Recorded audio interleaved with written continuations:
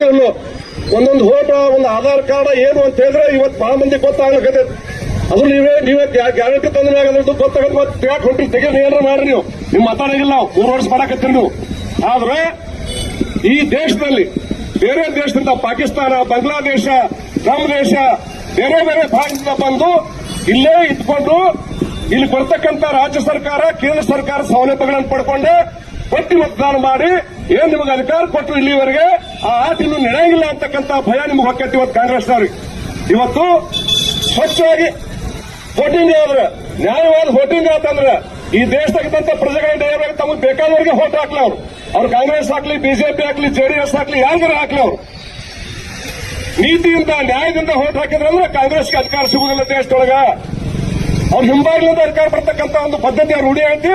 ಅದಕ್ಕೆ ಅದನ್ನು ಮತ್ತೆ ಮಾಡಬೇಕು ಅಂತಕ್ಕಂಥ ಒಂದು ಭಯದಲ್ಲಿ ಇವತ್ತು ನೀವು ಮಾಡತಕ್ಕಂಥ ವಿಚಾರವನ್ನು ಭಾರತೀಯ ಜನತಾ ಪಾರ್ಟಿ ಖಂಡಿತವಾಗಿ ಖಂಡನೆ ಮಾಡ್ತೀವಿ ಮತ್ತು ಅಂತದೆಲ್ಲ ನಡೆದರೆ ಕೂಡ ಅದನ್ನು ನಾವು ವಿರೋಧ ಮಾಡ್ತೀವಿ ಅಂತಕ್ಕಂಥ ಮಾತನ್ನು ಹೇಳಕ್ ಬಯಸ್ತೀವಿ. ನಾವು ನಿಮ್ಮಲ್ಲಿ ನೋಡಿದ್ರೆ ನಾವು ಕೋಟಿ ವೋಟ್ಗಳು ಕೊಟ್ಟಿತ್ತು ಅಲ್ಲಿ, ಕೋಟಿ ವೋಟ್ಗಳು ಕೊಟ್ಟಿತ್ತು ಅಲ್ಲಿ. ಹೀಗಾಗಿ ಅಲ್ಲಿ ಆ ಟಿಎಂಸಿ ಅಂತಕ್ಕಂಥದ್ದು ಮಮತಾ ಬ್ಯಾನರ್ಜಿ ಅವ್ರೇನೋ ಕ್ರಾಂತಿ ಮಾಡ್ಬೇಕಂತ ರಾಜ್ಯಕ್ಕೆ ಬಂದ ಕಮ್ಯುನಿಸ್ಟ್ಗಿಂತ ಹೆಚ್ಚು ದಾಳಿ ಮಾಡಿ, ಹೆಚ್ಚು ಅತ್ಯಾಚಾರ ಮಾಡಿ, ಹೆಚ್ಚು ಭ್ರಷ್ಟಾಚಾರ ಮಾಡಿ ಆ ಬಂಗಾಳ ರಾಜ್ಯದ ಜನರಿಂದ ತಿರಸ್ಕಾರಗೊಂಡ್ರು ಅವರು. ಹೀಗಾಗಿ ಮತ್ತೆ ಭಾರತೀಯ ಜನತಾ ಪಾರ್ಟಿ ದೊಡ್ಡ ಬಹುಮತದಿಂದ ಅಲ್ಲಿ ಅಧಿಕಾರ ಮಾಡ್ತಕ್ಕಂಥ ನೋಡಕತ್ತೀವಿ ನಾವು. ಇದು ದೇಶದೆಲ್ಲ ಇರ್ತಕ್ಕಂಥ ತುಂಬಾ ಇರ್ತಕ್ಕಂಥ ಚಿತ್ರಣ ಇದು. ಹೀಗಾಗಿ ಇವತ್ತು ಚುನಾವಣಾ ಆಯೋಗ ಸ್ವತಂತ್ರ ಸಂಸ್ಥೆ ಅದು. ಮೋದಿ ಅವ್ರ ಮಾತು ಕೇಳ್ತೈತಿ, ಬಿಜೆಪಿ ಅವ್ರ ಮಾತು ಕೇಳ್ತೈತಿ ಅಂತ ಅಲ್ಲದು. ಹಿಂದೆ ಆ ಚುನಾವಣಾ ಐತ ಗೊತ್ತು ಮಾಡಿದವನ ಟಿ.ಎನ್. ಶೇಷನ್ ಒಬ್ಬ ಮಹನೀಯ. ಯಾರಿಗೂ ಗೊತ್ತಿದ್ದಿಲ್ಲ ಅವಾಗ ಟಿ.ಎನ್. ಶೇಷನ್ ತಾಗಿ ಬಿಜೆಪಿ ಇರ್ತಾರ.